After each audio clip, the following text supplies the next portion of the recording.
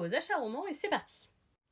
On commence avec les petites trouvailles d'occasion. J'ai trouvé Ces plaisirs violents et Nos fins violentes en édition reliée comme ça d'occasion pour un prix hyper raisonnable.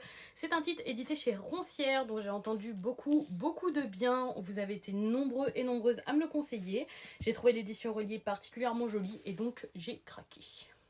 On reste dans les romans d'occasion, mais cette fois-ci chez De Saxus avec Il était une fois un cœur brisé et Ils vécurent heureux à jamais. Les deux premiers tomes d'une trilogie. J'ai entendu beaucoup de bien de cette trilogie. Apparemment, le dernier tome a l'air de vous avoir plutôt déçu, mais moi, les fins un peu spéciales, j'aime bien. Donc écoutez, on verra. J'ai entendu beaucoup de bien sur ce titre et j'avais envie de le découvrir. On termine les romans d'occasion avec Le Livre de la nuit, toujours édité chez De Saxus, de Holly Black, donc l'autrice du Prince Cruel.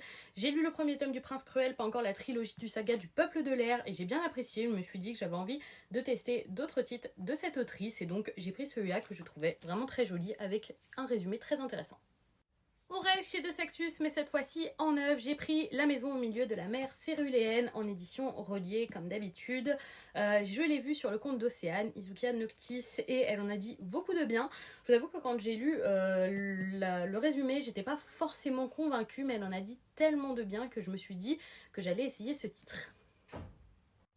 On reste dans le neuf avec Un passé englouti, également édité chez De Saxus, un livre beaucoup plus fin que les derniers que j'ai pu vous présenter, qui a l'air assez original. Je ne l'ai pas tant vu passer sur les réseaux sociaux, alors peut-être que je suis passée à côté de vos chroniques, n'hésitez pas à me les envoyer si c'est le cas.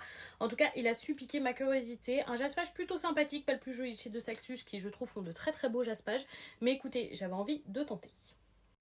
On retourne chez Roncière avec l'édition reliée de Wicked, le premier volume de cette série dont j'ai entendu énormément de bien. Le jaspage comme ça avec un bel effet rouge est très joli. Ce titre a tout pour me plaire. Ça se passe dans la Nouvelle-Orléans. Je pense que c'est vraiment un univers qui va me satisfaire et j'ai hâte de le découvrir.